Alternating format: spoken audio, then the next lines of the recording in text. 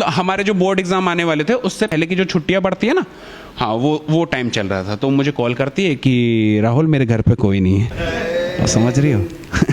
मैंने ये चीज़ें अपने 3-4 एक्सपर्ट दोस्तों के साथ जो अपने थे, बाबे जाट भाटी, ये सब हम सारे मिलके डिसाइड करते हैं कि अच्छा ऐसा हो गया है तो ठीक है, तुझे जाना चाहिए।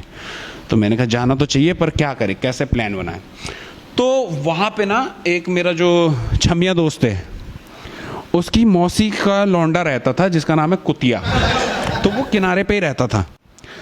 मतलब किनारे क्या, मतलब जो गली है वो गली बंद थी। तो सबसे लास्ट वाला मकान मॉनिटर का, जो मेरी गर्लफ्रेंड, और इधर जो फर्स्ट मकान था वो उस कुतिया का था।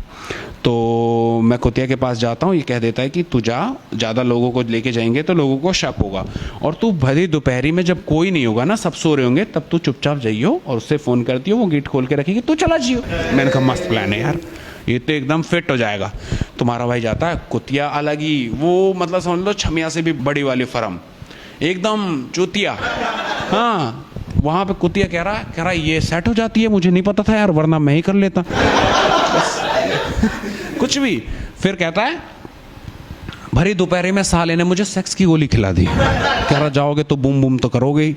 हाँ, और मैं वहाँ रास्ता ढूंढ रहा हूँ गर्मी में, जब भी जाऊँ तब कोई आंटी आ जाए, साला सेक्स की गोली खा के दोपहरी में भाग रहा हूँ इधर से उधर।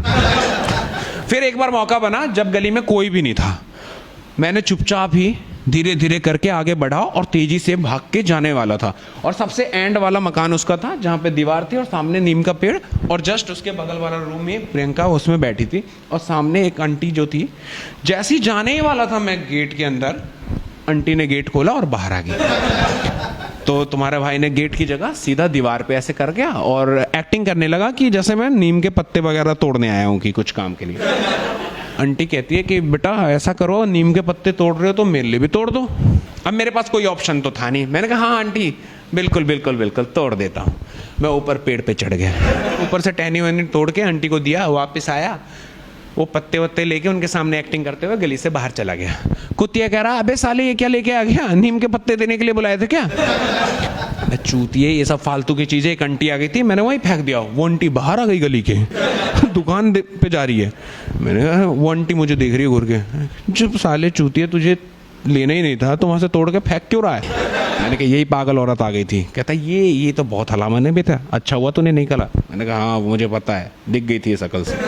ये वापस जाती है, मैं वापस आता हूँ, और तब एकदम से मौका बनता है और मैं जा ही रहता हूँ, अचानक से ऊपर से फुल सामान, समझ रहे हो, डबल बेड नीचे की तरफ आने लगता है। एक किराएदार वहां रूम खाली कर रहा था और मैं जा ही रहा था, एकदम से पता नहीं क्या बोलते हैं कि अरे पकड़ो पकड़ो पकड़ो, ऐसा लगता है कि मैं उन्हीं के काम के लिए आया हूँ। मैंने तुरंत ही बेड पकड़ा और नीचे उतारा। तब तक तो पूरी गली के लोग बाहर की तरफ आ गए थे। समझ रहे हो, अब दिल्ली में एक थोड़ी सी हलचल हो जाए ना, सारे बाहर आ जाते।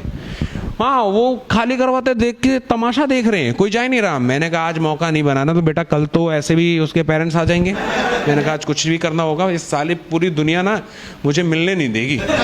फिर मैंने क्या करा, अपने सारे दोस्तों को बुलाया।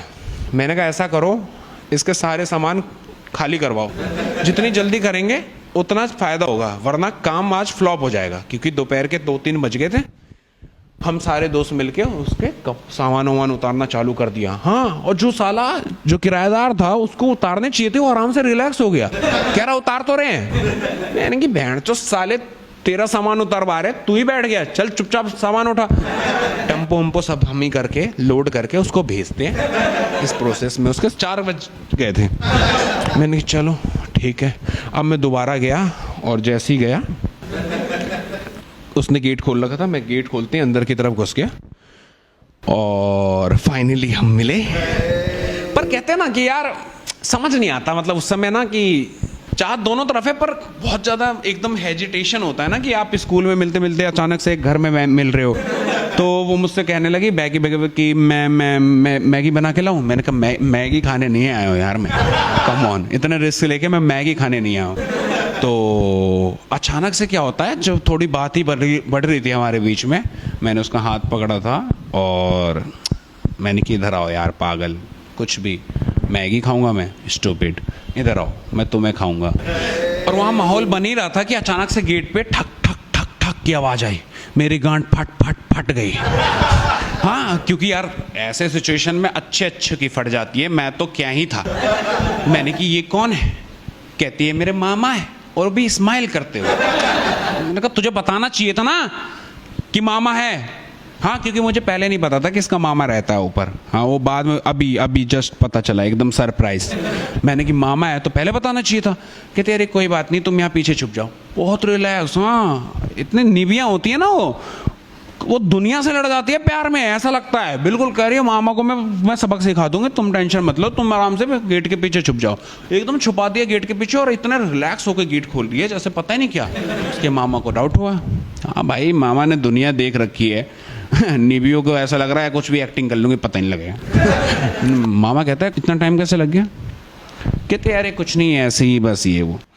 तो उसे ना डाउट हुआ गेट पे, क्योंकि मैं तो पतला था पर फिर भी गेट में ना थोड़ा गैप आ रहा था। और वो इसलिए था क्योंकि एक तो मैंने सेक्स की गोली खा रखी थी, ऊपर से माहौल भी पूरा बना हुआ था, तो मेरे डंडे ने उसमें रुकावटें डाल रखी थी। वो साला ऐसे धक्का देता है, बहुत तेज की दर्द होती है। मैं सच बता रहा हूँ, ये मर्द को चाहे दर्द कहीं भी ना होता होगा, पर उस जगह पे बहुत दर्द होता है भाई। हाँ, मेरी चीख निकल गई एकदम से। उसका मामा आया, मुझे पीटने लगा, कह रहा कौन है तू? मैंने कि मतलब अब क्या, मैं भी निभा ही था यार, कोई इतना इंटेलिजेंट था नहीं मेरे दिमाग में जो आई। मैं भीख मांगने आया था। कहता साले ये कौन सा भिखारी है जिसको सेक्स की भूख लगी है? साले तो कपड़े उतार के भीख मांगने आया, और किस एंगल से तो भिखारी लग रहा है। ओ भाई, उसने बहुत गंदी तरह मारने की कोशिश की। ये निबी, मैं निबी के भरोसे रहता तो वहाँ लाश मिलती मेरी। वहाँ आ रहा भाई, फुल गेट वेट खोल खाल के भगा। अब राइट साइड की तरफ भागने की कोई नौबत ही नहीं थी, क्योंकि आधी गली निकल चुकी थी। मैंने कहा ना, दिल्ली की पब्लिक इतने से आवाज में पूरे निकल के आ जाते हैं। फिर तो यहाँ धूम धड़ाका हो गया था। हाँ, पूरा एक तरफ में भीड़, ऊपर से दूसरी तरफ दीवार और पेड़। तो मेरे पास पेड़ ही ऑप्शन दिखा। मैं सीधा पेड़ पे चढ़ गया। अब मैं पेड़ पे चढ़ गया, ऊपर बैठा हूँ आराम से। अब मुझे कोई बचाने वाला है नहीं भैया। इसका मामा चिल्ला रहा नीचे, आ बताऊँ तुझे, वो जो औरत थी सामने, वो तो कह रही भैया आवारा है, तो मुझे भी घूर के देख रहा था। मैंने कहा अरे पागल औरत, तुझे कब देख रहा था? कह रहे हाँ। और आपस में बात कर रही है, कह रही वो तो मैंने बहुत मुश्किल से जान बचाई। हाँ, ये नीम वीम के पत्ते वत्ते कुछ करता है, ये नाले वाले में फेंक दिया था, बिना बात के घूम रहा था। साली अलग ही चल रही है इसकी। और मैं ऊपर से भगवान से दुआ कर रहा हूँ कोई तो बचाए यार, क्योंकि यार फोन वोन वगैरह मेरा सारा ही, मतलब समझ रहे हो, अंदर ही छूट गया था।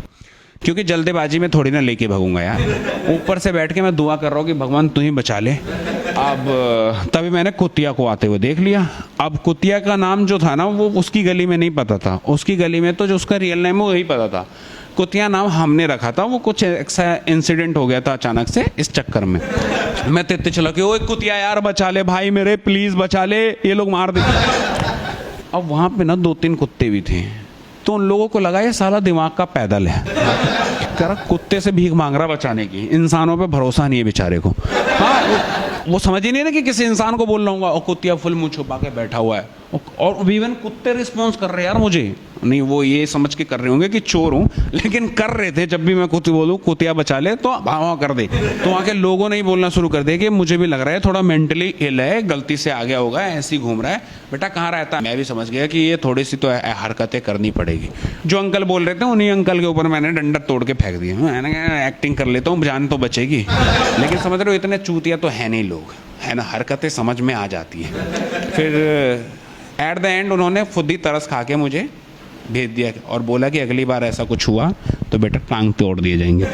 यही थी तुम्हारे भाई की कहानी। और हर किसी की एक कहानी होती है यार, और किसी की ऐसी कहानी हो इंटरेस्टिंग, जो लव में बचपन का प्यार होता है ना, नीवा नीवी लव टाइप कुछ, तो अपना एक्सपीरियंस ये कमेंट में डालना, शेयर करो। बाकी थैंक यू।